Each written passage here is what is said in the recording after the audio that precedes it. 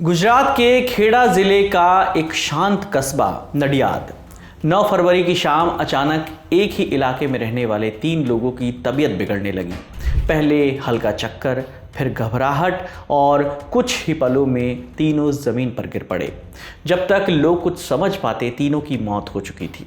आसपास के लोग सख्ते में आ गए, कहीं ये वही जहरीली शराब तो नहीं जिसने कुछ महीने पहले कई लोगों की जान ली थी। पुलिस आई, जांच शुरू हुई, लेकिन जल्द ही पोस्टमार्टम रिपोर्ट ने सबको चौंका दिया।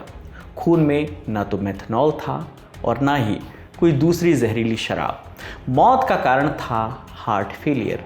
लेकिन पुलिस को इतनी आसानी से जवाब मिल जाए, ऐसा कहाँ होता है। जांच के दौरान पुलिस को मृतकों की उल्टियों के सैंपल मिले, उनके कपड़े और सबसे अहम वो जीरा सोडा की खाली बोतल।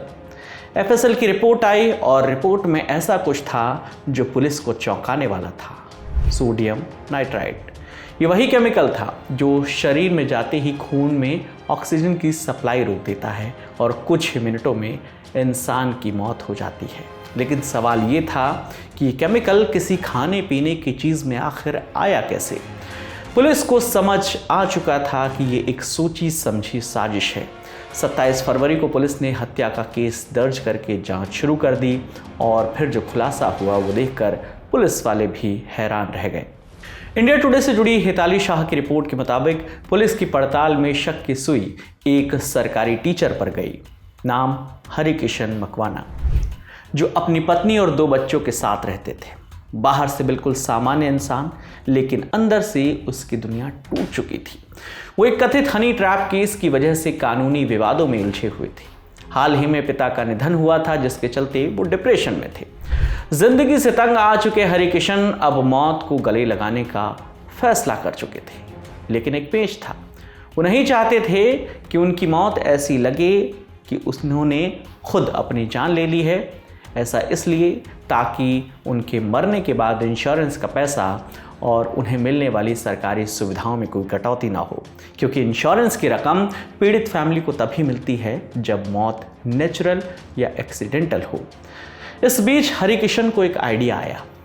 पुलिस के मुताबिक उसे ये आइडिया पिछले साल गुजरात में हुए उस सीरियल किलर तांत्रिक कांड से आया, जिसमें तांत्रिक नवल सिंह चावड़ा ने पानी में सोडियम नाइट्राइट मिलाकर 12 लोगों की हत्या कर दी थी। 21 जनवरी को हरिकिशन ने ऑनलाइन सोडियम नाइट्राइट मंगवाया, लेकिन जब उसकी पत्नी को इस बारे में पता चला तो हरिकिशन ने वो जहरीला पाउडर फेंक दिया, लेकिन थोड़ा सा पाउडर बचा लिया था। अब हरिकिशन को इस केमिकल की टेस्टिंग करनी थी, लेकिन सवाल ये था कि किस पर टेस्टिंग करे। तभी उसकी नज़र पड़ी अपने पड़ोसी कनु भाई धना भाई चौहान पर, जो गूंगा और बहरा था। हरिकिशन ने सोचा कि अगर कनु भाई बच भी गया तो वो किसी को कुछ बता नहीं सकेगा। 9 फरवरी की शाम उसने अपने ही घर में एक प्लान बनाया और सोडियम नाइट्राइट को जीरा सोडा में मिलाया और कनु भाई को दे दिया। लेकिन यहाँ उसका प्लान फेल हो गया। दरअसल कनु भाई मासूम आदमी था। वो जब भी कुछ खाता पीता था तो अपने दोस्तों के साथ शेयर करता था। उस दिन भी उसने यही किया। उसने अपने 2 दोस्त योगेश कुशवाहा और रविंद्र भाई राठौड़ को ये जीरा सोडा ऑफर किया। तीनों ने मिलकर ये जहर मिला हुआ ड्रिंक पिया और कुछ मिनट में तीनों तड़पने लगे और उनकी मौत हो गई। शुरुआत में इन 3 लोगों की एक साथ हुई मौत को पहले तो लट्ठा कांड यानी जहरीली शराब से जोड़ा गया, लेकिन विसरा रिपोर्ट ने सारा सच उगल दिया।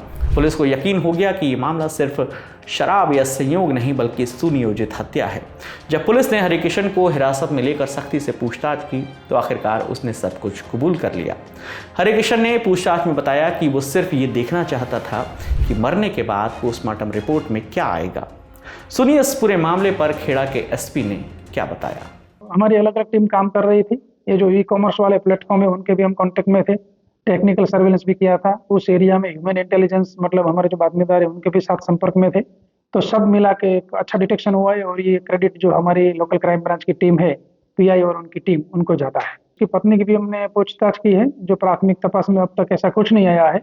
जो भी हुआ उसके बाद आरोपी ने किसी के साथ ये बात शेयर भी नहीं की है और उतनी उसकी जो पत्नी है वो भी गवर्नमेंट टीचर है, वो भी लेकिन ऐसा कुछ अब तक नहीं आया है। बस अभी जितने भी एविडेंस है वो एविडेंस कलेक्ट करने की हमारी कार्यवाही चालू है और नामदार कोर्ट में रिमांड के लिए प्रोड्यूस किया जाएगा। और एक भी एविडेंस छूट न जाए, तो क्योंकि ये जो बनाव है बहुत गंभीर बनाव है, और सभी एविडेंस इकट्ठा करके बाद में नामदार कोर्ट में चार्जशीट सबमिट किया जाएगा। हरि किशन अब जेल में है, पत्नी भी सरकारी टीचर है और उसका बेटा 12वीं की बोर्ड की परीक्षा दे रहा है। हरि किशन को शायद लगा था कि उसकी मौत के बाद उसके परिवार को कोई परेशानी नहीं होगी, लेकिन अब जो हुआ उसके बाद क्या उसके परिवार का जीवन पहले जैसा रह पाएगा? जो आदमी खुद मरना चाहता था उसने 3 मासूमों को मौत दे दी और अब खुद भी सलाखों के पीछे है। लेकिन क्या ये सिर्फ एक हत्या थी या एक आदमी की टूटी हुई मानसिक स्थिति का खतरनाक अंजाम? पुलिस अब इस मामले में चार्जशीट तैयार कर रही है और आगे की कानूनी कार्रवाई जो है वो भी जारी है। अब देखना ये होगा कि कानून हरि किशन को क्या सज़ा देता है। आपकी इस पर जो भी राय है आप हमें कमेंट सेक्शन में ज़रूर बताइएगा। मेरा नाम विकास वर्मा है, देखते रहिए दी लल्लन टॉक। शुक्रिया।